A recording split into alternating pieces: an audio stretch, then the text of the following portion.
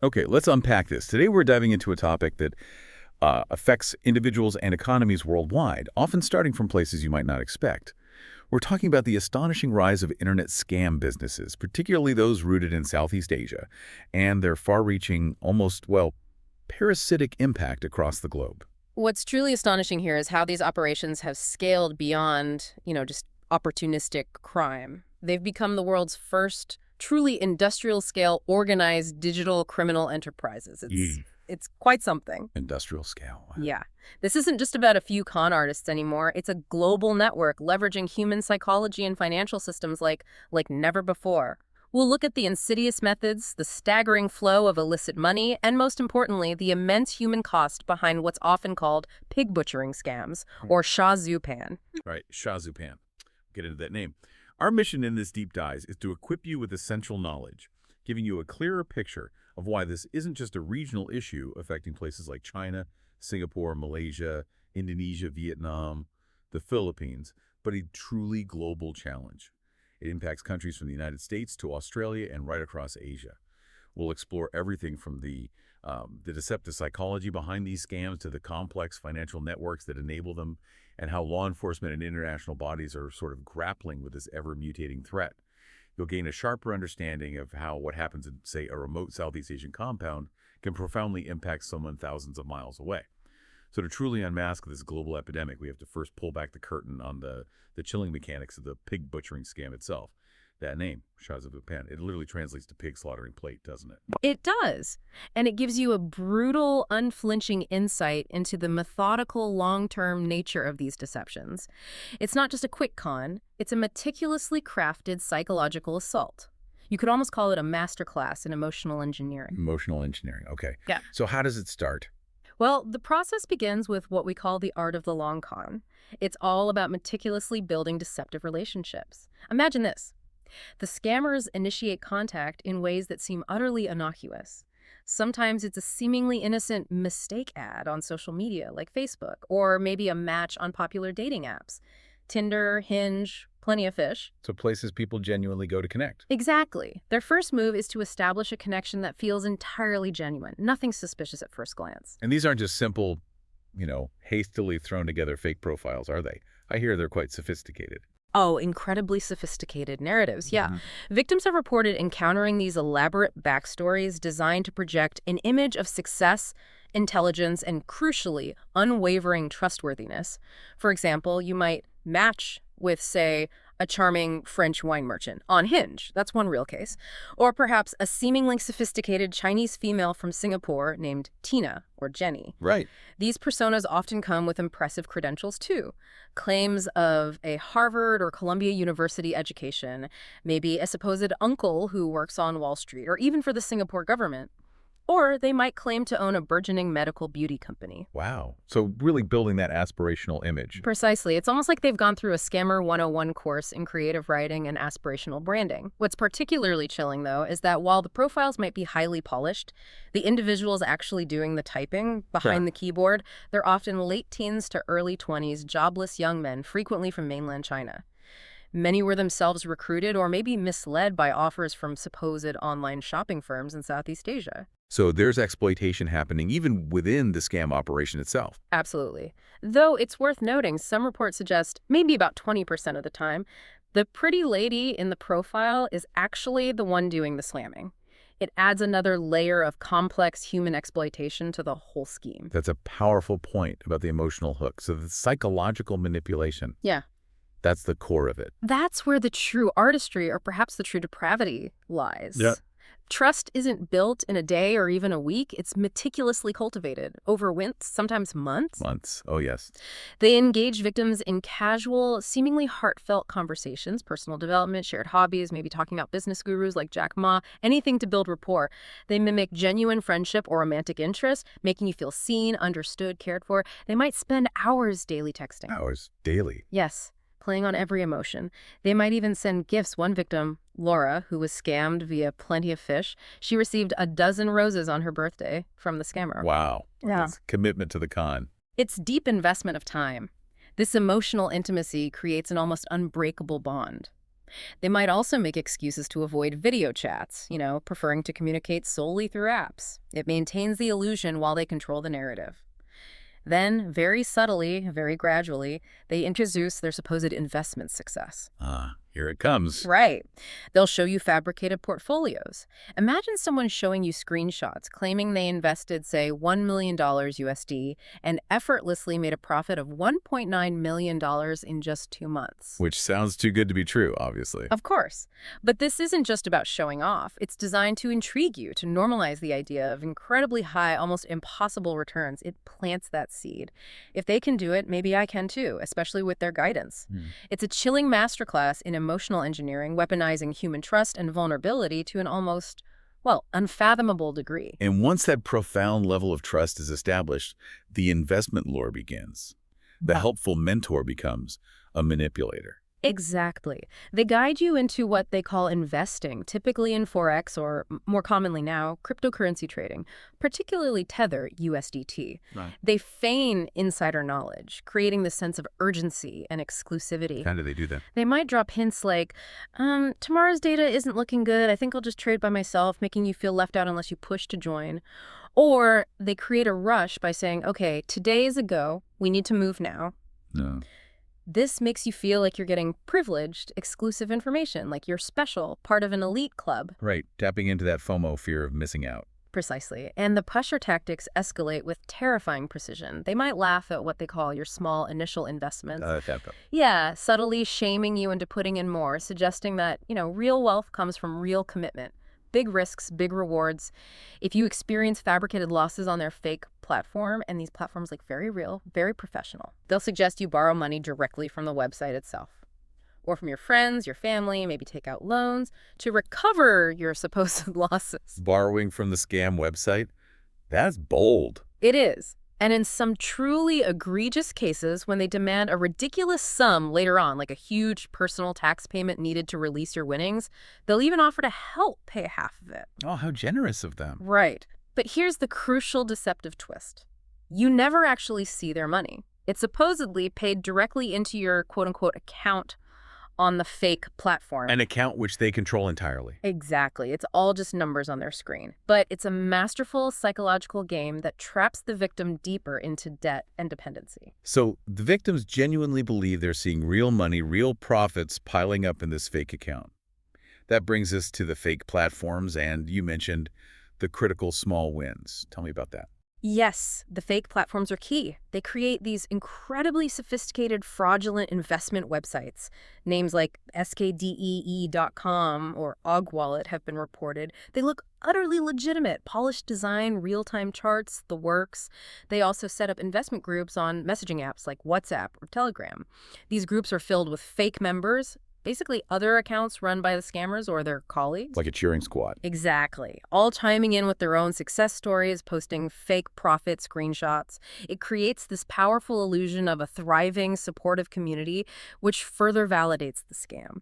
But the real hook, and this is where the genius and the sheer cruelty of the scam truly merge, is the small win strategy. The small win. They allow victims to make a small initial withdrawal of funds, just a portion of their fabricated profits withdrawn into their personal bank account. So they let you taste it. Precisely. Laura's story, the woman who received the roses, it exemplifies this perfectly. She initially invested a small amount. The scammer walked her through depositing it and then, crucially, withdrawing a portion, maybe a few $100s into her actual bank account. And when it worked. When that money physically hit her account, it was incredibly powerful, tangible validation. Any doubt she had likely evaporated. She was completely hooked. That small win led her to invest almost $200,000 in the end. Oh my God. Tragically, she even recruited her friends into the scheme, believing it was real. They collectively lost over $350,000. This seemingly legitimate initial withdrawal, this taste of success, it creates immense, often unshakable confidence. It traps victims into investing much, much larger sums. It overrides any lingering doubt because, after all, the money came through. It's like baiting a hook with incredible precision. Which then, in the chilling terminology of the scam, leads us inevitably to the slaughter. The slaughter. Once the pig is fattened, as they see it, once the victim has invested everything they possibly can, maybe borrowed heavily, taken out second mortgages, the trap closes. The scam culminates in unexpected, often ridiculous demands for large sums of money. The personal tax you mentioned. Exactly. Or it might be disguised as an anti-money laundering fee, or a verification deposit, or some other bureaucratic-sounding hurdle.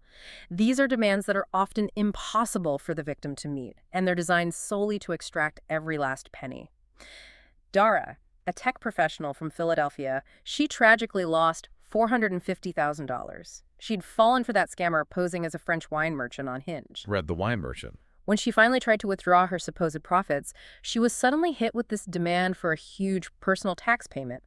That's when the horrifying realization dawned on her that she'd been completely duped. And the emotional devastation for these victims, it must be just profound.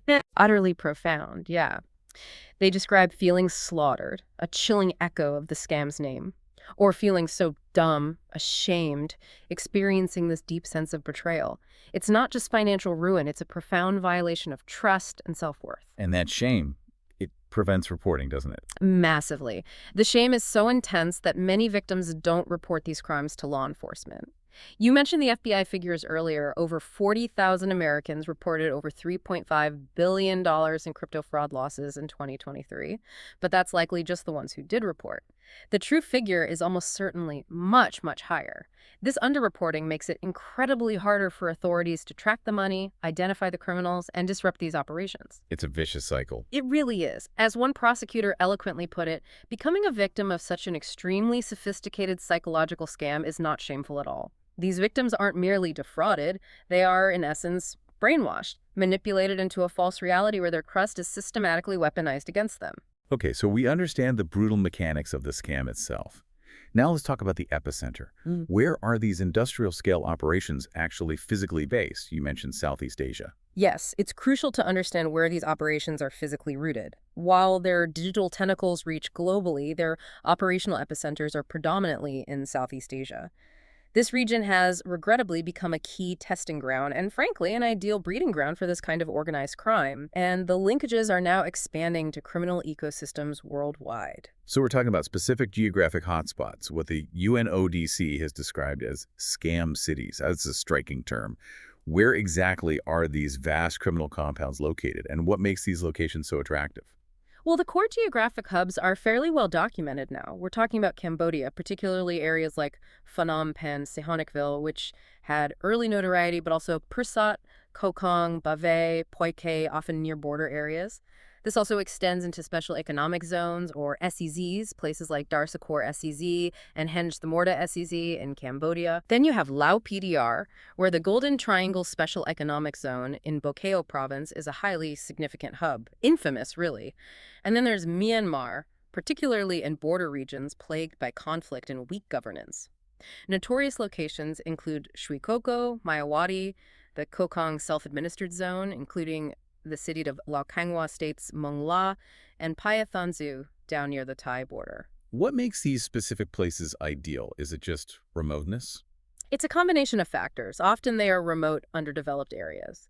But critically, they tend to suffer from weak governance, corruption, limited law enforcement capacity, and sometimes active conflict. This provides an ideal environment for criminal groups to operate with a disturbing degree of impunity.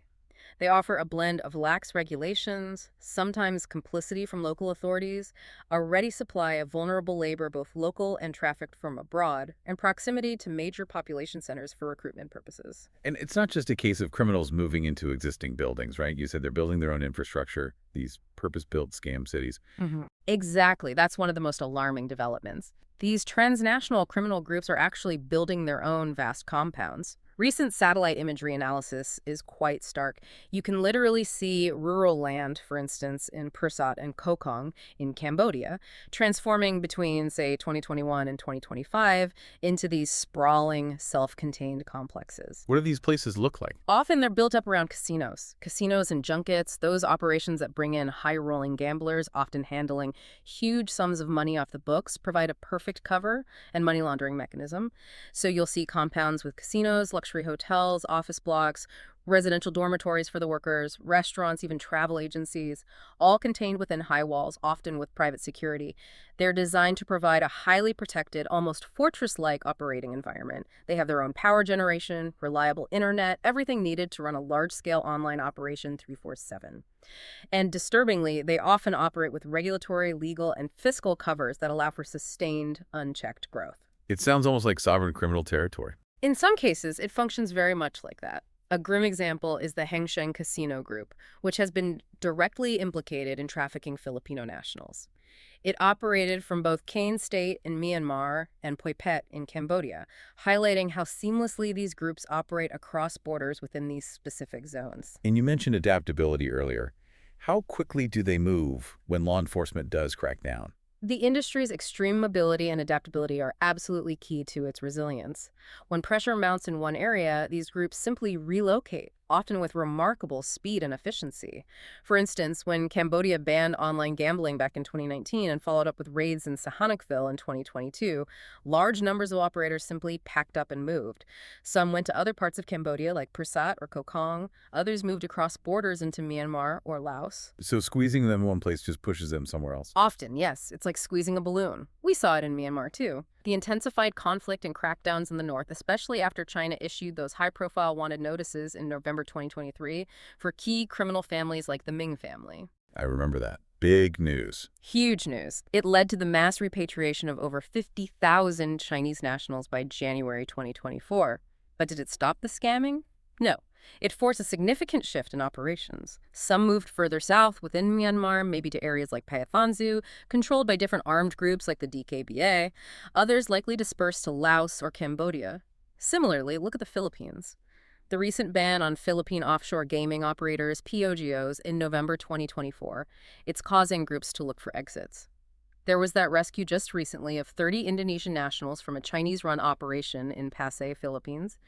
Reports indicated that specific operation was actively planning to relocate its entire setup to Cambodia to continue its illicit activities. You just pick up and move the whole operation. Equipment, personnel, everything. Thai authorities have even intercepted large shipments of call center equipment, computers, servers, phones being moved physically from Myanmar towards Cambodia. It confirms this constant cross-border operational shift and shows just how interconnected these criminal networks are within the region. Which brings us to the immense human cost behind these compounds. This isn't just about financial fraud, is it? It's about forced criminality and human trafficking on a massive scale. It is. And this is where the story becomes truly heartbreaking, frankly. The recruitment deception is insidious. It preys on global vulnerabilities, not just regional ones. Victims are lured with fraudulent job offers posted online, Facebook, recruitment sites, messaging apps. They often promise legitimate, high-paying work abroad, maybe in tech support, marketing, HR. Things that sound plausible? Exactly. They exploit vulnerabilities like a lack of decent work opportunities back home, maybe business shutdowns during the pandemic, or just the reduced job prospects faced by young graduates in many countries. These digital platforms give them incredible reach for recruitment across different countries and language groups. They specifically target people based on language skills, needing Vietnamese speakers to target Vietnam, Malay speakers for Malaysia, Hindi speakers for India, and so on. And the workforce trapped in these compounds. It's incredibly diverse. Incredibly diverse, reflecting the global reach of this recruitment. Reports from the UN and other agencies indicate individuals from over 50 countries have been identified inside these compounds. Significant numbers come from China, Vietnam, Indonesia, Malaysia, Thailand, Myanmar itself, the Philippines, Lao PDR, basically many countries within Southeast Asia and East Asia, but also South Asia, Africa, even some from Europe and Latin America. How do they get them there? Often, the geographical proximity and relatively relaxed travel restrictions within the ASEAN bloc facilitate the movement of these workers. They might be told they're flying to Thailand for a job, then taken overland across the border into a compound in Myanmar or Cambodia. Often, they don't realize where they truly are until it's too late. And once they arrive, what are the conditions like? The conditions of servitude are, by all accounts, absolutely appalling. Many, if not most, of these workers are effectively trafficked. They face extreme cruelty. Physical violence, beatings, electrocution, food deprivation are commonly reported. Forced labor, working 12, 16-hour days, 7 days a week, running these scams under constant threat. Psychological abuse is rampant. They are effectively bonded to their employers. Passports are confiscated immediately. Huge fabricated debts are imposed for travel costs, accommodation, food, even for failing to meet scam quotas. This leaves them with little to no chance of escape or rescue. That's horrifying. Are there accounts from people who've gotten out? Yes, there are harrowing accounts. Victims who manage to escape or are rescued often by NGOs or sometimes during police raids arrive at shelters, for instance, in Mae Sot on the Thai-Myanmar border, showing old scars from previous abuse and fresh wounds from recent torture. It's tangible evidence of the brutality inside. Many initially believe they are migrating for legitimate employment. Some even voluntarily hand over their passports, thinking it's for processing work permits, only to have them forcibly confiscated and find themselves trapped. Escape is incredibly difficult and dangerous. And the numbers involved. You mentioned industrial scale earlier. How many people are we talking about trapped in this? The numbers are truly chilling and likely conservative. Credible estimates from organizations like the UNODC indicate that at least 120,000 people in Myanmar and at least another 100,000 in Cambodia are forcibly involved in these online scams. So nearly 250,000 people, just in those two countries. Minimum, yes. Effectively held captive and forced into criminal activity, often against their will and under extreme duress. To put that in perspective, as you said, that's roughly the population of a mid-sized city like Richmond, Virginia, or Salt Lake City, just trapped and exploited in these compounds. And what happens when they do get out, if they manage to escape or get rescued? Is it over then? Unfortunately, no. What's equally distressing are the immense challenges faced by victims after rescue or escape. They often report profound shame and stigma, not just from society back home, but often deep internal shame about what they were forced to do. Some are denied work upon returning home because of the association. Others even face harassment by state officials in their home countries, sometimes being treated as criminals themselves, maybe for immigration violations or just for being involved, even though it was coerced. So they're victimized all over again. Exactly. This highlights the critical need for a human rights-based, trauma-informed response. We really must advocate strongly for the non-punishment principle. This means victims should not be criminalized for acts committed as a direct consequence of their trafficking, whether that's immigration law violations, not having proper documents, or even their forced involvement in the scams themselves. They were under duress. What kind of support do they actually need? Comprehensive long-term assistance is crucial. It goes far beyond just immediate repatriation, flying them home. They need legal aid to deal with any charges or documentation issues. Safe shelter. Mental health care is absolutely vital to deal with the trauma. And importantly, support for sustainable reintegration into society, job training, education opportunities. Without this genuine long-term support, they risk falling back into poverty or vulnerability, making them susceptible to re-trafficking. It's a critical gap that needs to be filled. It's a massive humanitarian crisis hidden within a crime wave. Okay, let's shift to the financial side, the scale of illicit gains.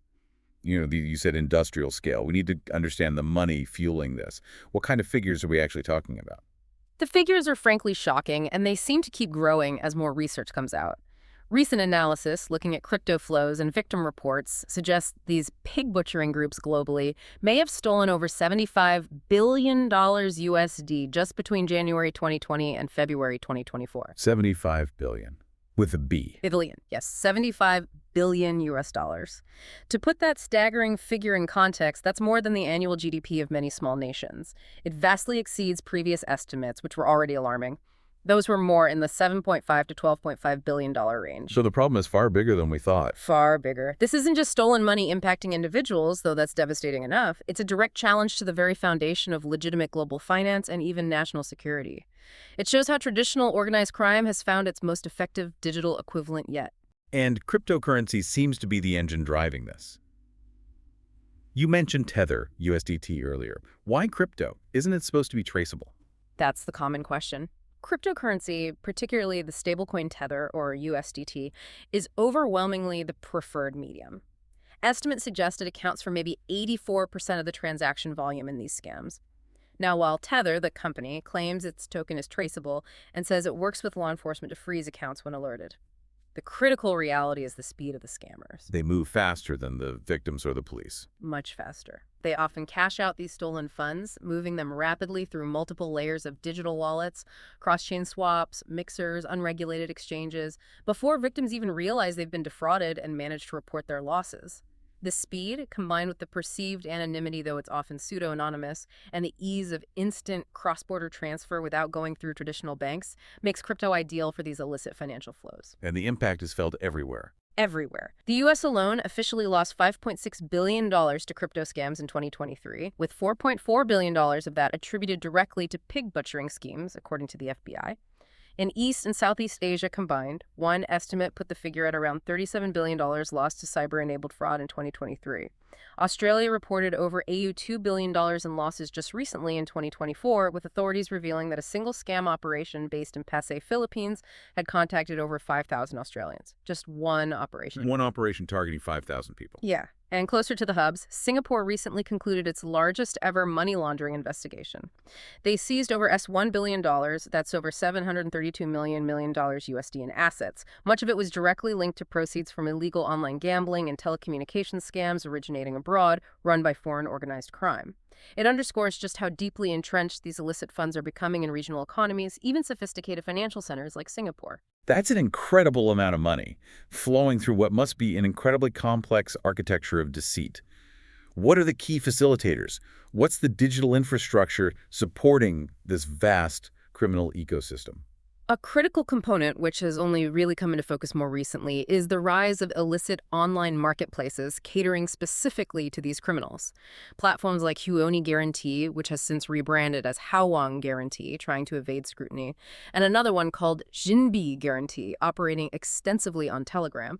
These essentially function as one-stop shops for these criminal networks. One-stop shops for what? Pretty much everything they need. Huonie, for instance, has reportedly processed tens of billions of dollars in crypto transactions since 2021. It serves as a comprehensive service provider facilitating the money laundering, yes, but also potentially offering tools for cyber fraud, maybe even ways to evade sanctions.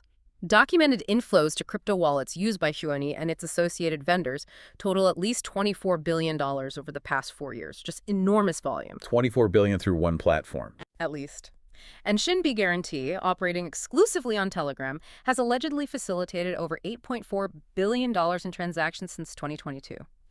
They offer not just money laundering, but also tech tools for scams, access to stolen personal data for targeting victims, and even more sinister services. Reports suggest things like in-country tracking and intimidation of debtors or enemies, surrogacy services, even connections to the sex trade. Terrifyingly comprehensive. It is. Both platforms became so deeply embedded in illicit activities that Telegram eventually took action, closing thousands of their associated channels. Yet, Huonie in particular has demonstrated incredible resilience.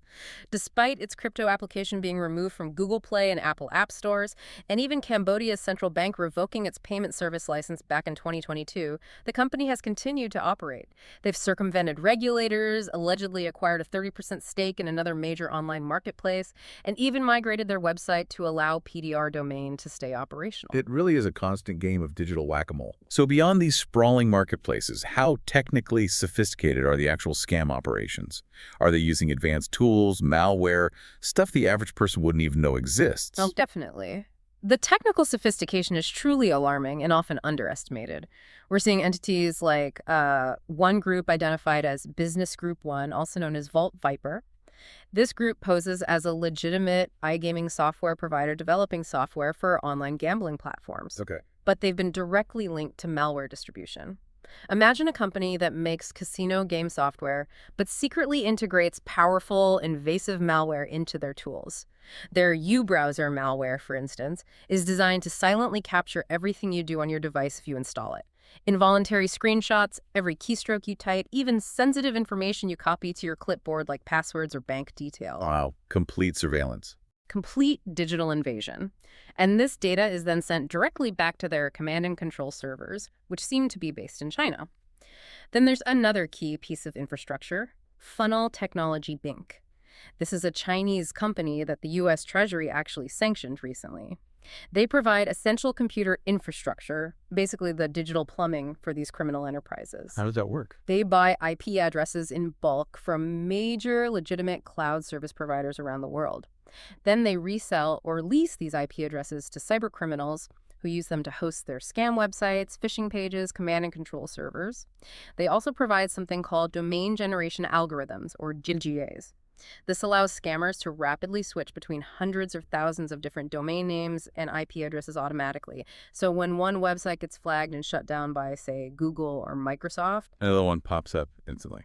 Exactly. Think of it like a phone number that changes every few minutes, making it incredibly difficult for security companies and law enforcement to block them effectively.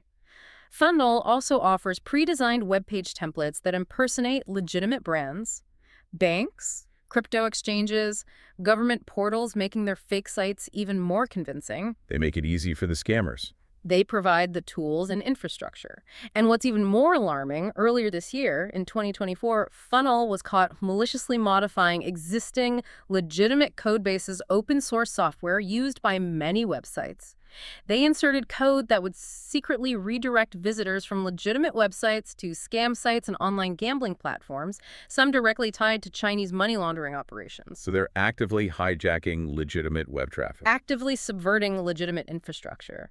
The FBI even issued a specific cybersecurity advisory to help network defenders identify and shut down sites linked to Funnel's infrastructure, highlighting the significant threat they pose. So the money is stolen, transferred illicitly via crypto, facilitated by these shadowy digital marketplaces, supported by sophisticated malware and infrastructure providers like Funnel. Once they have these massive sums in crypto, how do they actually launder it? How do they turn that dirty digital cash into spendable, seemingly legitimate money? This is where they integrate seamlessly with complex, often long-established underground banking networks. These networks have existed for decades, but they've adapted. Some analysis suggests they've exploited power vacuums created by the downfall of major traditional players like the Macau junket operator Sun City Group, which used to handle billions for high rollers. So when Sun City collapsed, these new scam operators moved in. It seems new illicit actors stepped in to claim a piece of that lucrative underground banking business, repurposing those established financial pipelines, the networks, the contacts, the methods for laundering scam profits instead of just gambling money. We're seeing large-scale money laundering involving both digital and physical cash. For example, there are reports of cash couriers making bi-weekly pickups of between $150,000 to $1 million USD in physical cash in the United States. Collecting scam proceeds stateside to be laundered. $1 million in cash picked up regularly. Apparently. Moving physical cash through an invisible, illicit network. And then there was that truly remarkable major transnational criminal operation that was dismantled recently. U.S. authorities, working closely with law enforcement in China and Mexico, successfully took down a network linking the infamous Sinaloa cartel with a Chinese underground money laundering network based here in the U.S. The Sinaloa cartel working with Chinese money launderers. Yes. This network moved over $50 million in drug proceeds, not scam money in this case, but drug money between 2019 and 2023. They used a combination of cryptocurrency, shell businesses, and international real estate transactions. They often use methods like structuring deposits, breaking large sums into smaller amounts, deposited by multiple operatives across different banks to avoid triggering financial reporting thresholds. Staying under the radar. Exactly. And this case demonstrates how globally intertwined these illicit financial flows are. They often use techniques sometimes called mirror transactions or flying money. Imagine handing over a bag of drug cash or scam proceeds in Los Angeles. Through encrypted messages and trusted brokers within this network, the equivalent sum, minus a commission, appears almost instantly in a bank account in, say, Shanghai or Hong Kong, maybe denominated in yuan. The physical cash might never actually leave the U.S., it just gets used by another part of the network there. But the value is transferred across borders with incredible speed and anonymity, making it incredibly difficult for authorities to trace the source and destination definitively. It's a truly global, sophisticated financial web operating in the shadows. Okay, so the impact clearly extends far beyond Southeast Asia. This isn't just a regional problem anymore, is it? We're talking about new frontiers for these criminal groups. Absolutely not just regional. These scam networks are spreading globally, as the UNODC has accurately described it, like a digital cancer metastasizing. While Southeast Asia remains a primary hub for the large-scale compound-based operations, we're seeing their presence, their methods, and sometimes their personnel establishing footholds right across Africa now. Africa, where specifically? For instance, in Zambia, a large fraud syndicate was discovered operating out of a Chinese-owned business, leading to the arrest of 77 suspects, including 22 Chinese nationals. They were running romance scams, crypto scams, internet fraud. There have been reports of significant raids in Angola where dozens of Chinese nationals were detained for alleged involvement in online gambling and fraud. An alleged pig butchering operation was dismantled in Namibia, involving arrests of Chinese, Cuban, Namibian, and even Singaporean nationals working together. And perhaps most notably, just recently in December 2024, a major raid in Lagos, Nigeria, led to the arrest of almost 800 people. 800 people. Yes, in one operation, including 148 Chinese and 40 Filipino nationals suspected of running romance and crypto scams.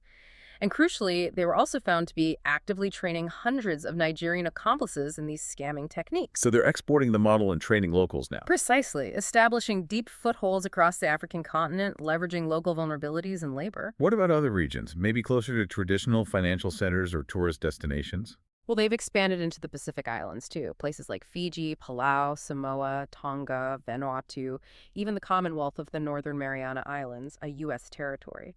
Here, casinos are frequently used as fronts, just like in Southeast Asia, cleverly concealing illicit activities like money laundering and potentially smaller-scale scam operations within legitimate-seeming businesses. And even Europe isn't immune. The Isle of Man, a major hub for online gaming regulation, has seen raids on licensed online gaming companies linked back to broader fraud and money laundering investigations originating in Asia. And the country of Georgia has emerged as a target for recruitment, with disturbing reports of foreign nationals being deceived into illegal online work there, similar to how recruitment happens for Southeast Asian compounds. It truly shows the pervasive and global reach of these sophisticated networks. They exploit vulnerabilities, regulatory gaps, economic hardship, corruption, whatever they can find them. And are they just sticking to these online scams, or are they diversifying their criminal portfolios? That's another worrying trend: diversification. They're branching out. For instance, into large-scale illegal cryptocurrency mining. They leverage their technical know-how and capital, setting up mining farms in regions with low electricity costs and, again, weak regulatory oversight or enforcement. There have been arrests of Chinese nationals in Libya, for example, for running huge, unauthorized crypto mining operations, draining the local power grid. Oh, yeah. Wow. Yeah, it highlights how these organized criminal groups are constantly looking for new revenue streams, new ways to exploit vulnerabilities, new ways to generate illicit profit with minimal traceability. It's a stark reminder that their criminal ingenuity knows few bounds. So given this global spread, this incredible adaptability, this diversification, what are law enforcement efforts looking like on the ground?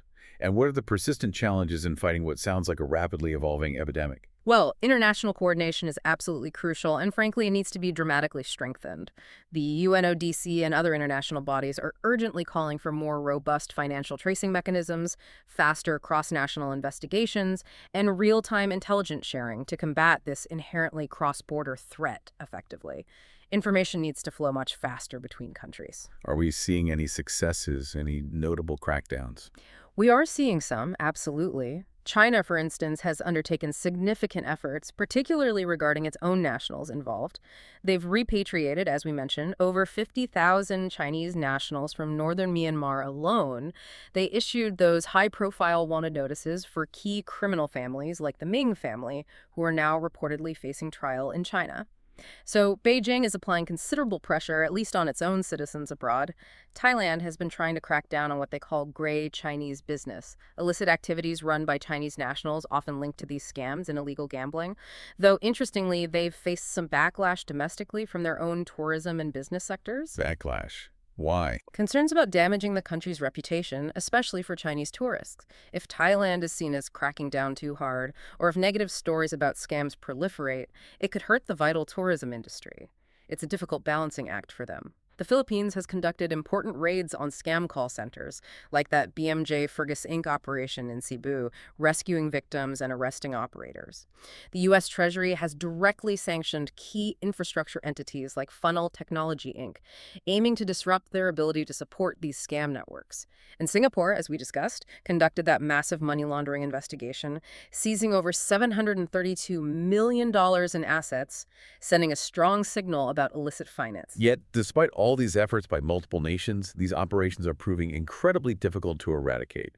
It still feels like that game of whack-a-mole. What makes them so resilient? Why is it so hard to shut them down for good? The challenges are numerous and deeply ingrained, especially in the regions where the main compounds operate. First, criminals expertly exploit porous borders. It's relatively easy to move personnel and equipment between certain areas in the Mekong region. Second, corruption is undeniably a major facilitator. Bribes paid to local officials, sometimes even at higher levels, can allow these operations to flourish with impunity, ignoring regulations, getting advance warning of raids. There's a disheartening sentiment you hear sometimes, for example, among some locals or observers in the Philippines that, quote, corruption bribing is king here, end quote. That perception, whether fully accurate or not, highlights the challenge for honest law enforcement trying to make a difference. So corruption greases the wheels. It certainly seems to play a significant role in enabling these operations to persist in certain locations. Third, their adaptability. They relocate quickly. They change their digital infrastructure constantly using things like domain fronting, fast flux networks, the DGAs we talked about. It makes sustained enforcement incredibly difficult. And finally, there's the reputational damage aspect you touched on with Thailand. Videos of raids, stories of victims, popular culture depictions like that hit Chinese movie No More Bets, which graphically portrayed these scam compounds. They go viral worldwide. This impacts national reputations, potentially deterring tourism and legitimate investment, which makes some governments hesitant to publicize the problem or crack down too visibly. It's a complex web of crime, corruption, and economic concerns. Yeah. So beyond the direct financial losses to victims and the horrifying human costs of trafficking, there are broader economic implications too, aren't there? For the countries where these scams operate, and even globally. Precisely. The endurance and expansion of these scams jeopardize legitimate economies on multiple fronts. Governments and legitimate businesses have to increase their spending significantly on cybersecurity, fraud prevention, and law enforcement. These are resources that could otherwise be spent on education, healthcare infrastructure. Insurance premiums for businesses and individuals are likely to rise globally as insurers factor in the increased risk of cyber-enabled fraud. Loan interest rates might even be affected as banks and financial institutions become more cautious due to the prevalence of fraud and money laundering risks in certain sectors or regions. This all puts a significant drag on economic growth, particularly on post-pandemic recovery efforts in many countries. Legitimate businesses face higher operating costs and operate in a less stable, less trustworthy environment. It creates a large, parasitic shadow economy that siphons off legitimate wealth and critically erodes public trust in digital systems, financial institutions, even online interactions generally. It damages the fabric of trust needed for the digital economy to function. Fundamentally, yes. If we connect this all to the bigger picture, what we're really witnessing is a fundamental shift, a transformation in organized crime. They are leveraging digital platforms, global connectivity, and systemic vulnerabilities, weak governance, economic inequality, psychological manipulation to an absolutely unprecedented degree. These deep roots they've established in specific regions, coupled with their rapid adaptations and their sophisticated global financial networks, make this an incredibly challenging threat to contain. The implications reach far beyond any single region, touching almost every corner of the globe in some way. So what does this all mean for you, the listener, hearing all this? It really means heightened vigilance is absolutely crucial. Not paranoia, but awareness. It means understanding the sophisticated psychological tactics at play, recognizing the red flags, the too good to be true investment promises, the relationships that move too fast online, the pressure to invest quickly or secretly, and appreciating the vast, complex global network enabling these crimes. It's not just one person, it's an industry. Hopefully this deep dive arms you with the knowledge to navigate this complex digital landscape a bit more safely, and also to understand the real urgency of international cooperation required to combat this evolving, deeply disturbing global threat.